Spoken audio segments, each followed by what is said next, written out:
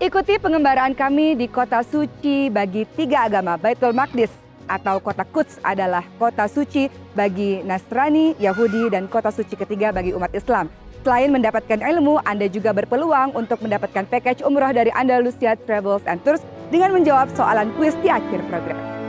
Masihkah ada ruang untukku di tempatmu yang luas? Ku tahu aku banyak dosaku. Masihkah ada lagi belas? Allahumma inni as'alukal jannah. Into Jannah.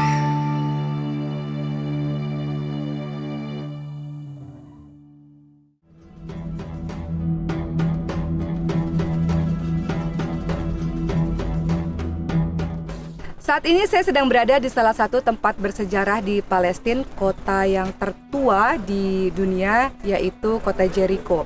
Di kota Jericho inilah ada sekitar 20.400 penduduk yang menempati tempat ini. Dan tepat di belakang saya ada Mount of Temptation. Mount of Temptation ini dipercaya sebagai sebuah gunung di mana Nabi Isa alaihissalam berpuasa selama 40 hari, 40 malam.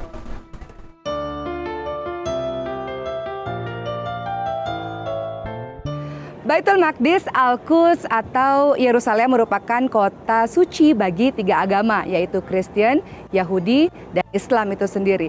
Bagi orang-orang Yahudi menganggap bahwa Raja Daud membangun kerajaan Yahudi pertama kali di tempat ini dan kemudian dilanjutkan oleh anaknya Sulaiman alaihissalam. Bagi orang-orang Kristen meyakini bahwa di tempat inilah Yesus hidup dan kemudian disalib.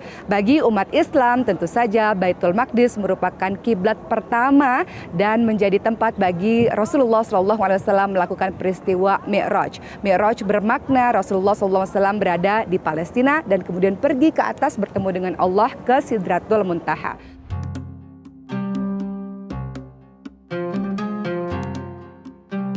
Sahabat yang dirahmati oleh Allah Subhanahu wa taala, Nabi Musa alaihissalam adalah nabi Allah yang diutus untuk mengajak kaumnya Bani Israel agar kembali kepada Allah Subhanahu wa taala. Nabi Musa alaihissalam diberikan mukjizat agar tongkatnya bisa berubah menjadi ular dan tongkatnya dapat membelah lautan. Nabi Musa alaihissalam berhasil untuk menolong kaum Bani Israel dari kekejaman Firaun. Nabi Musa alaihissalam pun meminta agar Bani Israel pergi ke Palestina. Namun kaum Bani Israel menolaknya dan mengatakan Nabi Musa saja yang pergi ke Palestina karena mereka tidak mau berperang dengan orang-orang Kan'an yang ada di Palestina. Allah kemudian membuat Bani Israel tersesat selama 40 tahun di muka bumi dan kemudian Allah mematikan mereka. Oleh karena itu, sekarang saya sudah berada di area makam Nabi Musa alaihissalam di dekat Baitul Maqdis atau Yerusalem. Di atas bukit inilah kita akan melihat di dalamnya terdapat makam Nabi Musa alaihissalam. Namun kita bisa melihat juga bahwa di sini ada masjid yang dibangun oleh Salahuddin Al-Ayyubi di abad ke-12 yang kemudian diperluas oleh Sultan Mamluk bernama Ad-Dahir Baibas. Tapi sebelumnya jangan sampai kita salah dalam mengartikan makam bukan hanya berarti perkuburan, tapi juga bisa sebagai tempat persinggahan dari para nabi.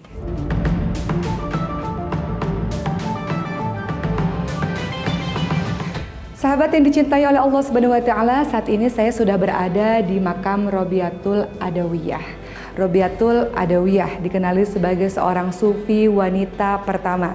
Dalam sebuah riwayat dikatakan beliau awalnya adalah orang yang tidak mentaati Allah Subhanahu wa taala, kemudian pada akhirnya sangat taat dan sangat jatuh cinta kepada Allah Subhanahu wa taala. Robiatul Adawiyah di masa remajanya pernah menjadi seorang hamba sahaya bagi seorang tuan yang sangat kaya raya. Robiatul Adawiyah pun berdoa kepada Allah Subhanahu wa taala kalau dibebaskan Robiatul Adawiyah bisa betul-betul mencintai dan beribadah penuh kepada Allah Subhanahu wa taala. Maka Robiatul Adawiyah pun dibebaskan oleh tuannya. Beliau wafat di tahun 801 Masehi dan dikatakan makamnya berada di Basrah, ada juga di Mesir, ada juga di Baitul Maqdis Palestina. Wallahu a'lam, hanya Allah yang tahu di manakah letak perkuburan dari Robiatul Adawiyah.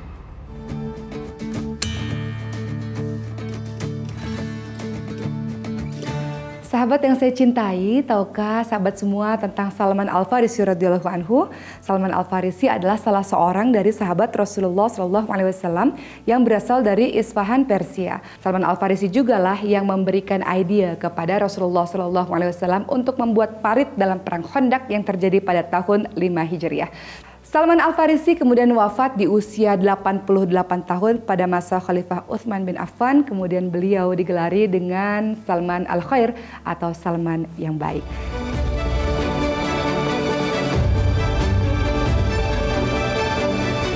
Sahabat yang saya cintai karena Allah Subhanahu wa taala, saya masih melanjutkan perjalanan saya di bumi Palestina. Di belakang saya adalah Masjid Ibrahim dan di dalamnya ada makam Nabi Ibrahim alaihissalam, Nabi Ishak alaihissalam, Nabi Yakub alaihissalam. Jom kita ke dalam. Nabi Ibrahim alaihissalam digelari dengan Al-Khalil yang bermakna kekasih atau nama lainnya adalah Hebron. Nabi Ibrahim alaihissalam adalah Abul Anbiya atau bapak para nabi. Seperti yang kita ketahui, beliau lahir di kota Ur, Babilonia di masa pemerintahan Raja Namrud yang ketika itu Raja Namrud meminta kepada seluruh pengawal untuk membunuh setiap anak laki-laki. Tentu saja Raja Namrud sangat marah dan membakar Nabi Ibrahim alaihissalam. Lalu Allah menyelamatkan Nabi Ibrahim alaihissalam dan singkat cerita Raja Namrud pun wafat karena seekor lalat atau di riwayat lain dikatakan seekor nyamuk. Nabi Ibrahim alaihissalam pun berpindah dari Babilonia menuju ke Syam sehingga menuju ke Mesir bersama istrinya Sarah.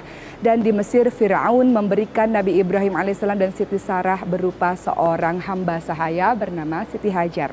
Maka mereka bertiga pun melanjutkan perjalanan menuju ke Syam atau yang kemudian kita kenal dengan nama Hebron. Disinilah Nabi Ibrahim alaihissalam dan Siti Sarah mendapatkan seorang anak bernama Ishak alaihissalam. Sedangkan Siti Hajar dan anaknya Nabi Ismail alaihissalam diletakkan di Mekah.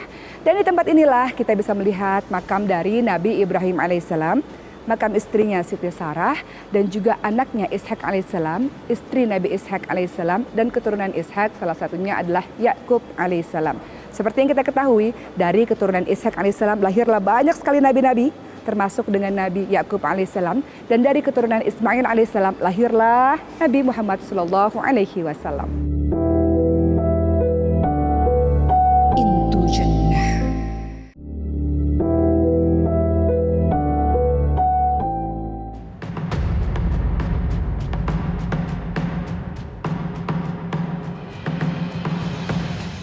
Tempat ini disebut Halhul berdasarkan hala yang berarti tempatnya Nabi Yunus alaihissalam dan haul yang bermakna 1 tahun.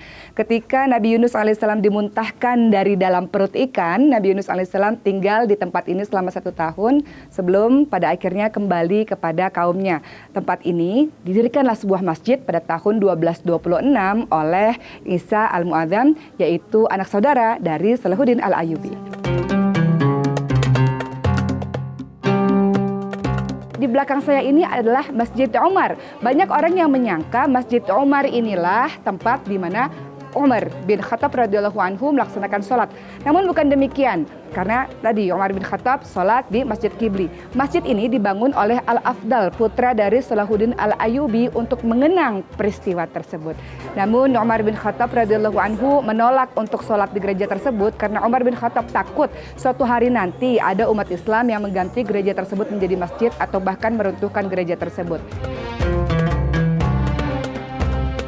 Di depan Masjid Umar kita bisa melihat ada tulisan yang menjelaskan tentang jaminan keamanan bagi orang-orang Yerusalem.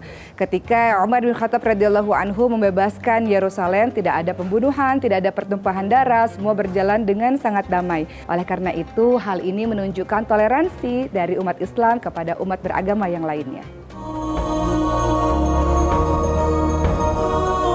Sahabat yang saya cintai, alhamdulillah saat ini saya sudah tiba di kota lama Yerusalem. Disinilah tempat kota lama Yerusalem tersebut atau biasa kita kenal dengan nama Baitul Maqdis. Untuk memasuki kota lama Yerusalem atau Baitul Maqdis ini kita bisa melewati 8 pintu. Dan di dalam kota lama Yerusalem ini terdapat 4 kawasan. Kawasan untuk orang-orang Yahudi, kawasan Kristen, kawasan Armenia, dan juga Masjidil Aqsa. Dan dengan melihat map ini kita semua menjadi tahu apa perbedaan dari Baitul Maqdis dan Masjidil Aqsa. Baitul Maqdis adalah semua kawasan ini, sementara Masjidil Aqsa berada di dalam Baitul Maqdis. Jom kita ke dalam dan melihat apa saja yang ada di Masjidil Aqsa.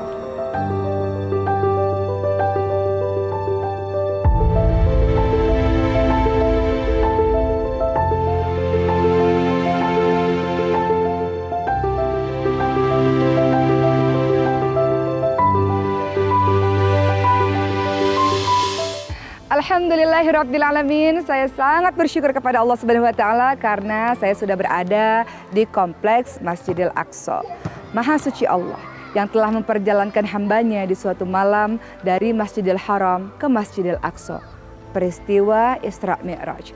Peristiwa Isra Mi'raj adalah peristiwa di mana Rasulullah SAW melakukan perjalanan malam Isra dari Masjidil Haram ke Masjidil Aqsa dengan menaiki buraq, sebuah kendaraan berupa hewan yang lebih besar daripada keledai dan lebih kecil daripada bigal. Dan Rasulullah SAW menaiki buraq ini sampailah menuju ke Palestina untuk kemudian melanjutkan perjalanan ke langit bertemu dengan Allah Subhanahu wa Ta'ala.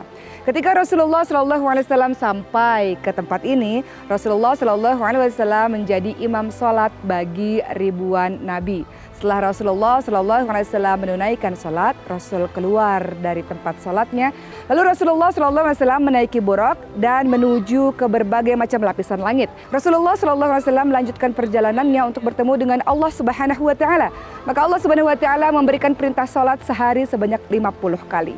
Rasulullah SAW turun ke langit kelima dan bertemu dengan Nabi Musa alaihissalam. Nabi Musa alaihissalam meminta kepada Rasulullah untuk meminta kepada Allah agar diturunkan, jangan 50 kali diturunkan karena umatmu tak akan sanggup untuk melakukannya. Maka Rasulullah pun meminta kepada Allah dan akhirnya Allah memerintahkan agar umat Rasulullah SAW menjalankan sholat sehari sebanyak 5 kali. Sahabat yang dimuliakan oleh Allah Subhanahu wa Ta'ala. Kenapa Allah Subhanahu wa Ta'ala tidak membuat Rasulullah langsung saja dari Masjidil Haram menuju ke Sidratul Muntaha? Kenapa Allah meminta Rasulullah SAW singgah sekejap di tempat ini? Karena Allah Subhanahu wa Ta'ala ingin kita memuliakan tempat ini. Selanjutnya saya akan melihat kawasan Dome of the Rock, di mana pada saat itu Rasulullah SAW berpijak dan kemudian menuju ke langit untuk bertemu dengan Allah Subhanahu wa Ta'ala. Allahumma inni as'alukal jannah.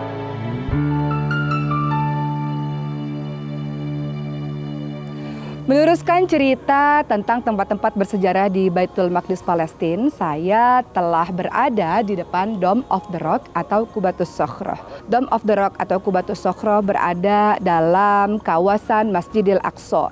Lebarnya adalah 18 meter dan panjangnya 13 meter, dan kalau kita lihat di atasnya terdapat sebuah kubah yang dilapisi dengan emas. Qubatus Sakhroh atau Dome of the Rock ini dibangun oleh seorang khalifah bernama Abdul Malik bin Marwan yang selesai pada tahun 691 Masehi pembangunannya. Dan di dalam dari Qubatus Sakhroh ini dipercayai oleh sebagian orang terdapat batu pijakan di mana Rasulullah SAW pergi Mi'raj ke Sidratul Muntaha untuk bertemu dengan Allah Subhanahu wa Ta'ala. Namun untuk orang-orang Yahudi dipercayai juga bahwa batu pijakan itu adalah tempat Nabi Ibrahim alaihissalam menyembelih anaknya Nabi Ishak alaihissalam. Dan pada saat ini orang-orang ramai mengunjungi Qubatus Sakhroh atau Dome of the Rock untuk sekedar melihat batu pijakan atau mereka melaksanakan sholat di dalamnya. Soalan sekarang adalah, siapakah Salahuddin Al-Ayyubi? Salahuddin Al-Ayyubi adalah pembebas atau penakluk Baitul Maqdis Palestina yang kedua setelah Umar bin Khattab. Di Al-Quds Palestina inilah Salahuddin Al-Ayyubi datang dengan membawa kedamaian. Sampai hari ini, orang-orang Palestina yang sedang dijajah oleh Israel mengatakan, kami merindukan orang-orang seperti Salahuddin Al-Ayyubi untuk menolong kami, untuk membebaskan kami dari penguasa yang kejam.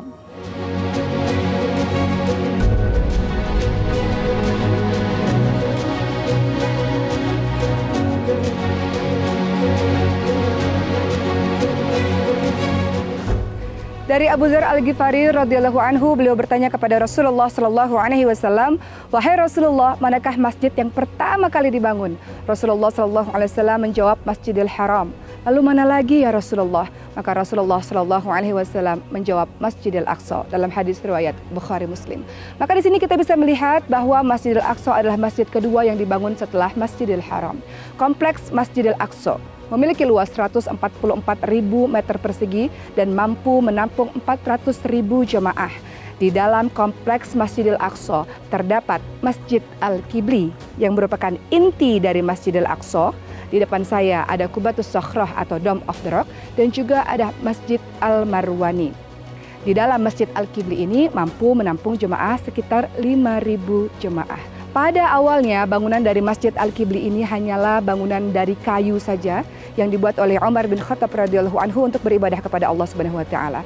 Bangunan ini juga dipercaya sebagai tempat berbagai macam nabi, mulai dari Nabi Ibrahim alaihissalam, Nabi Ishaq alaihissalam, Nabi Sulaiman, Nabi Daud alaihissalam dan seterusnya beribadah di tempat ini. Selanjutnya pembangunan dari masjid ini dilanjutkan oleh Sultan Abdul Malik bin Marwan dan dilanjutkan oleh anaknya yaitu Al-Walid bin Abdul Malik. Yang menarik adalah di kompleks Masjidil Aqsa terdapat penggalian yang dilakukan oleh Zionis Israel.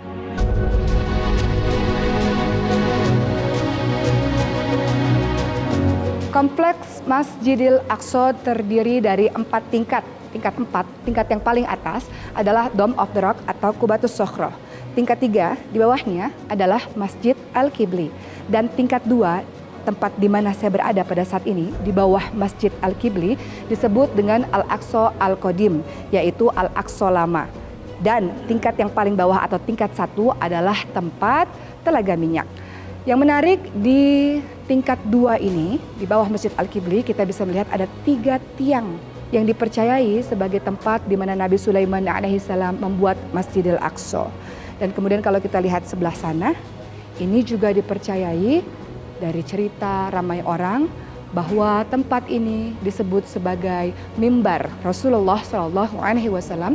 Masa Rasulullah Shallallahu Alaihi Wasallam menjadi imam untuk mengimami ribuan nabi. Adapun yang mengetahui kebenarannya adalah Allah Subhanahu Wa Taala. Saya menyampaikan cerita ini sebab ramai orang yang percaya bahwa ini adalah mihrab Rasulullah Shallallahu Alaihi Wasallam. Intu Jannah.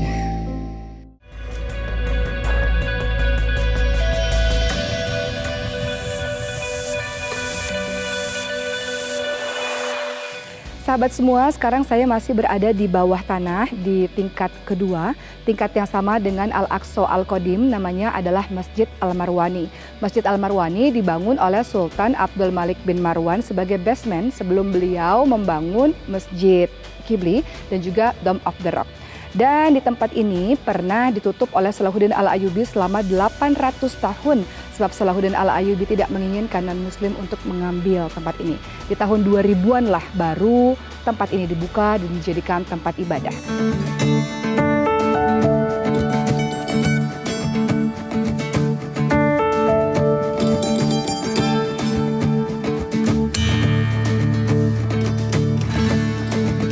Sahabat semua, di tingkat yang kedua di bawah tanah sama tingkat dengan Masjid Al-Marwani dan Masjid Al-Aqsa Al-Qadim terdapat Masjid Buraq. Dan yang menarik adalah di sini terlihat ada seperti ring yang fungsinya secara tradisi dipercayai bahwa pada masa itu Rasulullah Shallallahu Alaihi Wasallam mengikat buruknya sebelum Rasulullah Shallallahu Alaihi Wasallam melaksanakan sholat 2 rakaat bersama dengan para nabi dan kemudian Mi'raj untuk bertemu dengan Allah Subhanahu Wa Taala. Tembok ini dikenali dengan nama tembok Buraq dan juga dikenali bagi kaum Yahudi sebagai tembok ratapan karena di balik dari tembok ini kaum Yahudi berdoa dan menangis untuk mengingat dosa-dosa mereka. Adapun semua cerita yang saya sampaikan adalah dipercayai oleh masyarakat setempat, dipercayai secara tradisi dari turun-temurun. Adapun yang tahu kebenarannya hanyalah Allah Subhanahu wa taala.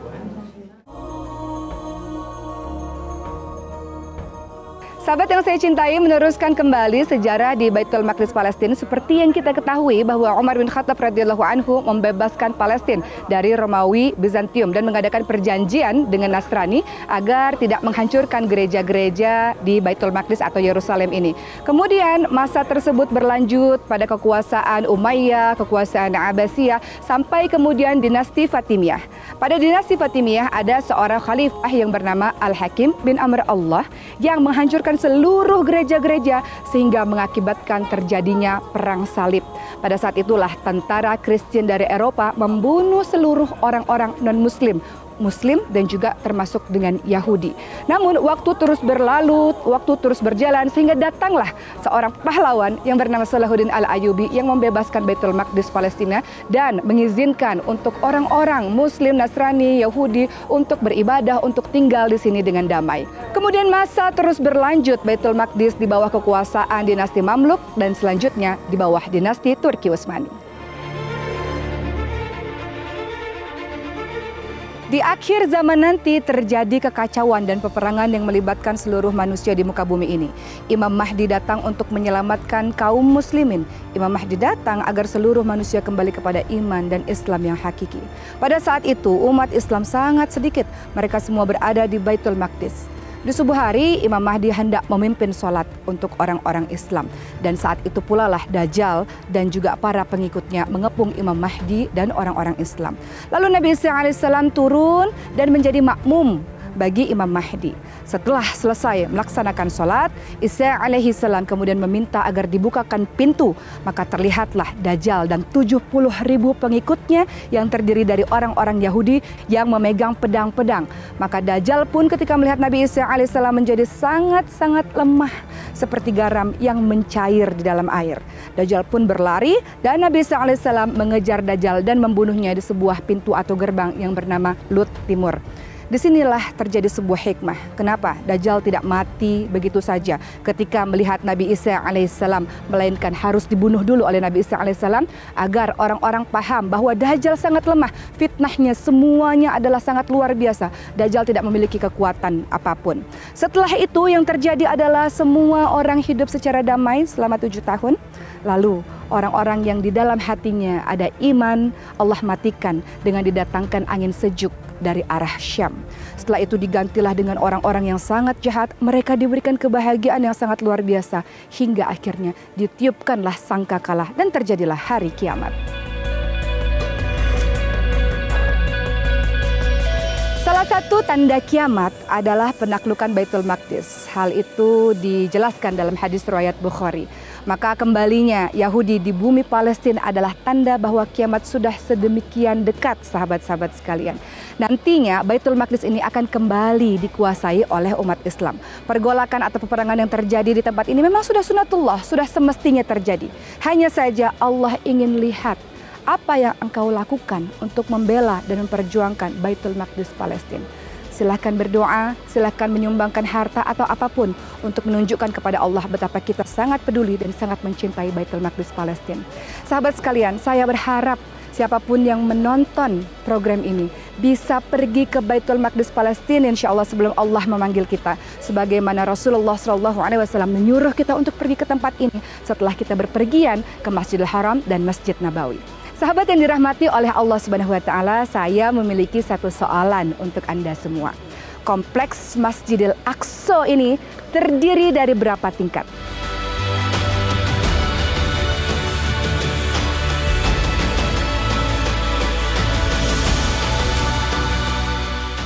Saya harus mengatakan terima kasih yang sebesar-besarnya untuk Andalusia Travels dan Oman Air yang telah membawa saya ke tempat ini. Kita berjumpa lagi di episode berikutnya dengan banyak sekali sejarah-sejarah Islam yang akan kita hayati dan membawa kita into jannah menuju kepada syurga Allah Subhanahu wa taala. Wassalamualaikum warahmatullahi wabarakatuh. Bye bye.